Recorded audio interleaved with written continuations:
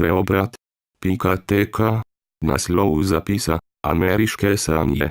Ameriške sanje našo krvavo zemljo praskajo prav toliko časa, kot kremplji njenih zajedalcev. Tudi naš kokošji košček zemlje in njena jajca niso izjema. Zemlje se semena so tuji zajedalci skotili v naročje slovenskih in drugih spalcev, ki so potihoma sadili že v času komunizma.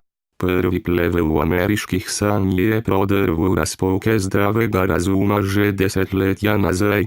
Pospešeno od leta 1980 dali je oklepaj izkoriščena priložnost zaklepaj.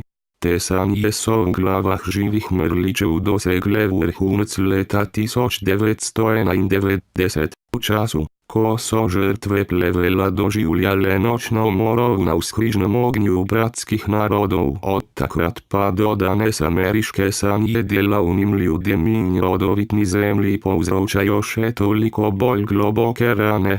Edino upanje je svetloba, ki preganja temo.